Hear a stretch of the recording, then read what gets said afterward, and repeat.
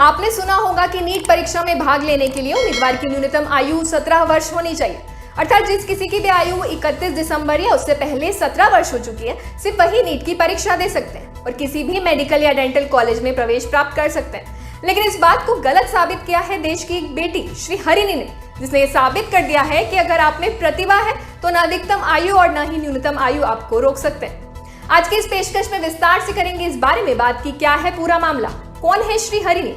नमस्कार, मेरा नाम है निधि और आप देखना शुरू कर चुके हैं जॉब्स इटर्नल।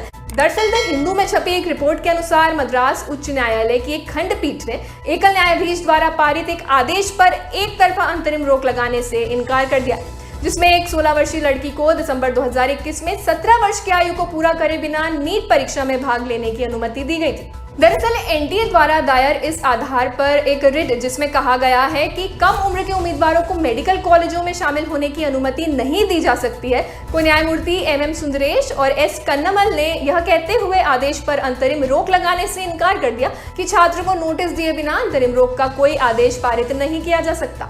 यह अपील न्यायमूर्ति बी पुगलेंदी द्वारा पारित एक आदेश के खिलाफ की गई थी, जिन्होंने 16 वर्षीय श्री हरिणी को नीट 2021 में भाग लेने की अनुमति दी थी।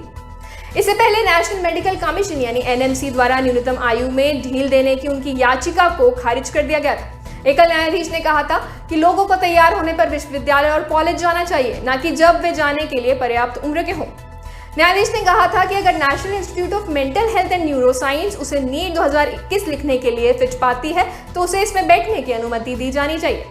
अदालत ने इस बात को संज्ञान में लेते हुए आदेश पारित किया था कि 2 साल और 8 महीने की उम्र में भी याचिकाकर्ता के पास 169 का बेहतर आईक्यू था। स्कूल के दिनों में उसे डबल प्रमोशन दिया गया था और इसलिए इस मार्च 16 साल की उम्र में 12वीं कक्षा पूरी करने में वह सक्षम थी। नीट 2021 के लिए उपस्थित होने में परेशानी का अनुमान लगाते हुए उसने जुलाई 2019 में ही केंद्रीय स्वास्थ्य और परिवार कल्याण मंत्रालय को एक अभ्यावेदन दिया, जिसमें नीट के लिए आवश्यक न्यूनतम 17 वर्ष की आयु में छूट की मांग की गई थी।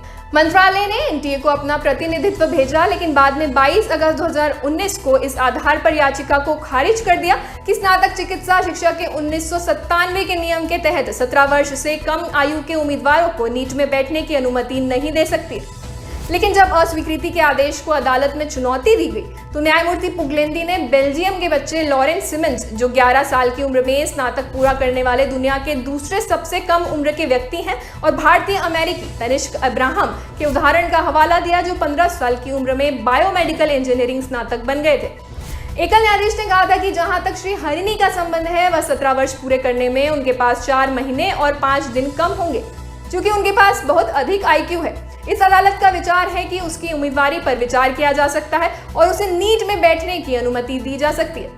वास्तव में वह प्रवेश परीक्षा में बैठने का मौका मांग रही है, न कि सीधे मेडिकल कोर्स में सीट के लिए।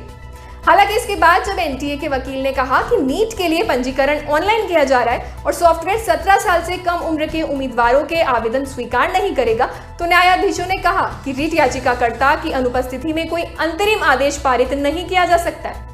उन्होंने बस अपील स्वीकार कर ली और छात्र को नोटिस देने का आदेश दिया। अब आगे देखना होगा कि क्या श्री हरिणी नीट 2021 की परीक्षा दे पाएंगी या एनटीए जीत जाएगी। क्या है आपकी राय, हमें जरूर बताइए। धन्यवाद।